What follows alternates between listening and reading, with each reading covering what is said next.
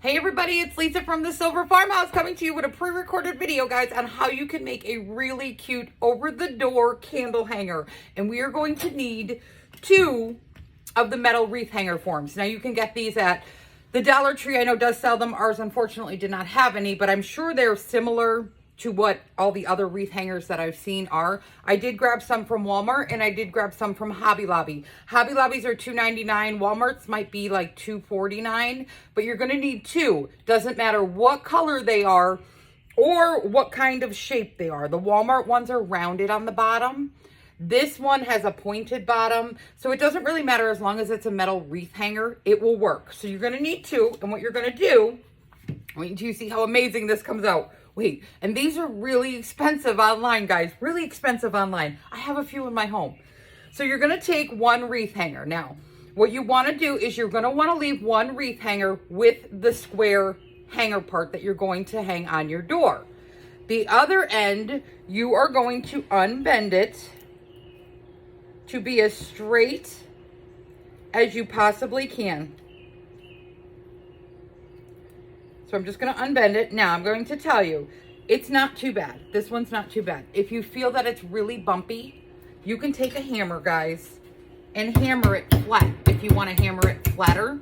But you can take a hammer, but this one is pretty good. I flattened it pretty good. So we're going to leave this just like this. Now on your other wreath hanger, you're going to want to unbend the square. Don't mind the spray paint on my arm. You're going to want to bend the part that goes over your door. This can get a little tricky because it's got a big crease in it. So what I did is I unbend them. See, it still has the little bumps in it. And now I'm going to take my hammer. Sorry, bear with me. I put a rubber mat underneath thinking it was going to let the sound go down, but I may end up doing it on the concrete down here. I'm going to end up doing it on the concrete. So I'm just going to take it back here on the concrete, guys. I'm going to take my hammer and I'm going to bang out. I'm going to bang out those creases. Now, it's got still a little dip in it. I'm going to straighten it back out and I'm going to give it one more bang. And I'm just banging right on where the lumpy creases are with my hammer. And I'll bring it back up. And when you bang it, it starts to get a bend in it, but you just unbend it back. And you're looking to flatten out your creases as much as you can. And it worked well on a concrete. The table wasn't going to work. Okay, so now you have this one that you have all banged up. And then you have the hook part on here still. So your hook part, you're going to want to bend flat. You're going to want to bend it flat. And guys, these are not hard to bend. So I'm just bending the hook part flat. So I'm going to bend the hook part flat. You just got to work with it until you get it even and flat, but they're not hard to work with. So you have a straight flat piece and a flat piece going across. Now, I'm going to tell you, you're going to need some fine grit sandpaper. This is 220 that I'm using. And what you're going to want to do, guys, is just sand your entire piece. Sand your entire piece. This is going to help your E6000 adhere, and it's going to help your paint adhere. And I'm going to use E6000 to adhere this together. But you want to sand it all down, and you want to sand your other piece down also.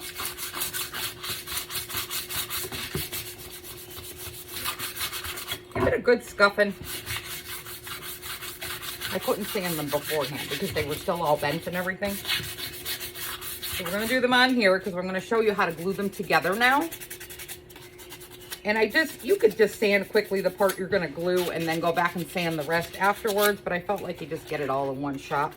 Get it all in one shot. But the sanding is going to help your paint adhere because the ones from Hobby Lobby are quite shiny. And then, of course, I didn't bring a paper towel up, but bring a paper towel or a dust rag. Take all your paint dust off of your, so you notice I'm using my hands. It's better than my shirt though, right? So just take all your paint dust off. Now, I'm going to tell you, when I was putting these together, I was thinking how to put them together. Because this one that you beat out the bends from the hook, it's got some noticeable bends and bangs in it. So what you're going to do is, This is your hook to go over your door. So you're gonna pretend you're putting it over your door. And then you're gonna take your bangy, the one that has all the bangs in it, put it behind that one. And now your candle, it's just like it's hanging over the door. So you see this part would go over the back of the door, and then your candle is going to sit down here. So I put the part that's all banged behind, because then you won't see all those bumps once it's hanging on your door. It'll look nice and flat. So I have them together. Now you need to measure out 21 inches. So it's going to be 21 inches from the bottom of your candle holder to the top where the door hanger is, all the way to the top. So I'm going all the way to the top and all the way to the bottom to 21 inches. Perfect. And then you're going to take something to mark where you need to put your pole back once you glue it. So I'm going to use an ink pen right now, but I'm going to tell you a Sharpie marker. Actually, I'll use the drill bit that I have here, but a Sharpie marker works wonders. So I'm just going to put a score line right at the top where my other one needs to meet. Now, when you take them apart, you know where to put your, where to glue your other pole to. Hope that makes sense. Hope that makes sense. Okay, so I'm going to take them apart.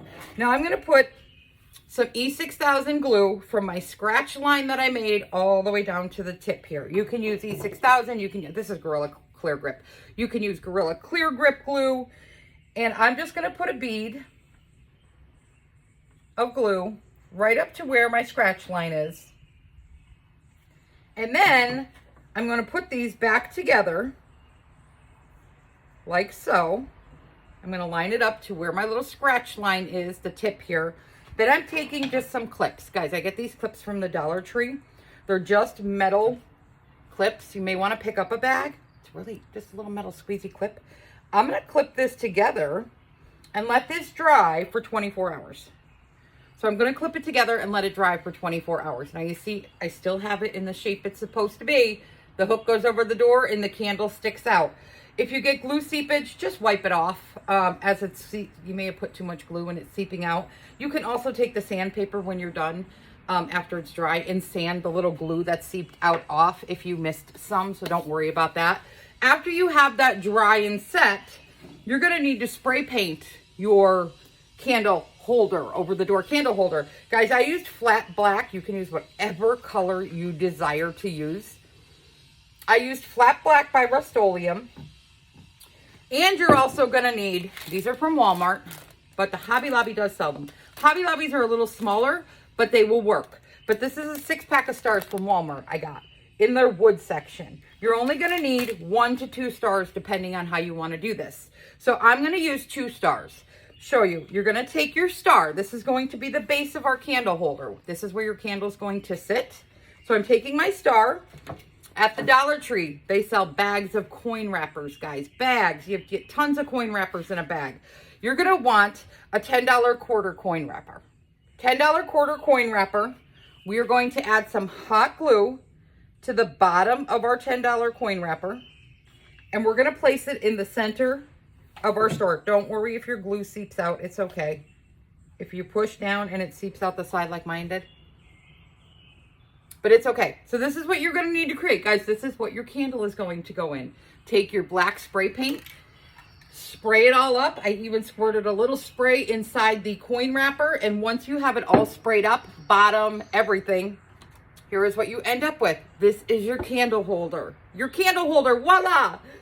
So then, the other star, I used a rusting technique on. You can go to my blog and find out how you can rust items. Very simple and very easy. Do you see the cute rusty barn star I made out of the other wood cutout? So that's why I said 1 to 2 barn stars, totally up to you. You don't need to have the rusty one. You can omit that one if you just want to make the candle holder itself.